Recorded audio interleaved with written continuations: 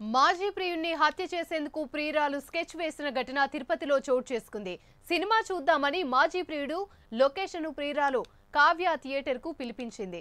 ప్రస్తుతం ప్రియుడు కార్తిక్ తో లోకేష్ ను హత్య చేయించేందుకు ప్రయత్నించింది. సినిమా థియేటర్లోనే లోకేష్ పై కార్తిక్ కత్తితో దాడి చేశాడు. అనంతరం కార్తిక్ తో కావ్య పరారైంది. మాజీ ప్రియుడికి గాయాలు కాగా ఆసుపత్రికి తరలించారు. ఈ ఘటనపై పోలీసులు కేసు నమోదు చేసి దర్యాప్తు చేస్తున్నారు.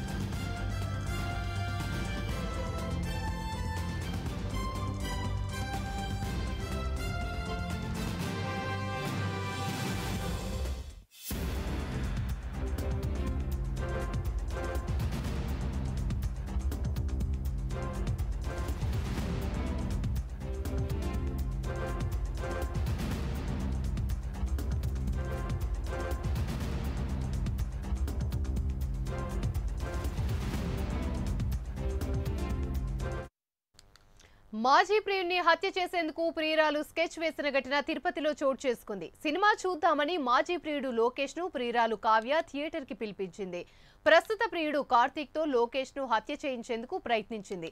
సినిమా థియేటర్లోనే లోకేష్ పై కార్తిక్ దాడి చేశాడు కత్తితో. అనంతరం కార్తిక్ తో కావ్య పరారైంది.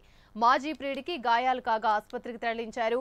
ఈ ఘటనపై పోలీసులు కేసు నమోదు చేసి దర్యాప్తు చేస్తున్నారు. ఇదే అంశానికి సంబంధించి మరిన్ని వివరాలు మా ప్రతినిధి హరిబాబు అందిస్తారు.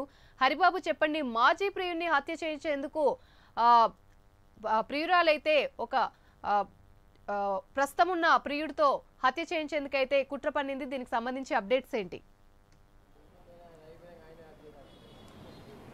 యామిని, ఏదైతే తిరుపతి నగరంలో గతంలో ఒక అబ్బాయిని ప్రేమించి ఆ అబ్బాయి తనతో అమ్మాయి ప్రవర్తన నచ్చక ఆ అమ్మాయి నుంచి విడిపోయిన ఘటనలో పాత ప్రియుడు లోకేష్ని ఉద్దేశపూర్వకంగానే అతన్ని అంతమొందించాలని చెప్పని ప్రియురాలు కక్ష కట్టుకొని పథకం రచించిన ఘటన తిరుపతిలో చోటు చేసుకుంది. వ్యూహాత్మకంగా అందులో భాగంగానే మాజీ ప్రియుడికి ఫోన్ చేసి సినిమాకి వెళ్దామని చెప్పిన అమ్మాయి అతను సినిమాకి వచ్చిన తర్వాత మరో వ్యక్తి కార్తిక్ అనే అతనితో కలిసి ఏకంగా లోకేష్ పై కత్తితో దాడి చేయించిన ఘటన అయితే చోటు చేసుకుంది.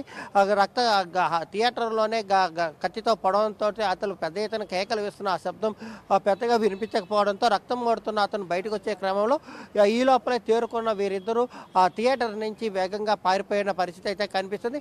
దీనికి సంబంధించిన దృశ్యాలు సీసీ కెమెరాల్లో రికార్డు కావడంతో పోలీసులు కూడా అప్రమత్తమయ్యారు. బాధితుడిని వెంటనే ఆసుపత్రికి తరలించి చికిత్స అందిస్తున్నారు.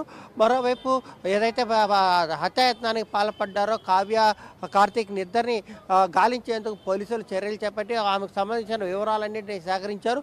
ఆ మేరకు 2 పోలీసు బృందాలను కూడా ఏర్పాటు చేసి వాళ్ళిద్దరి కోసం గాలింపు చర్యలు చేపట్టారు. Yamini, right, thank you Haribabu.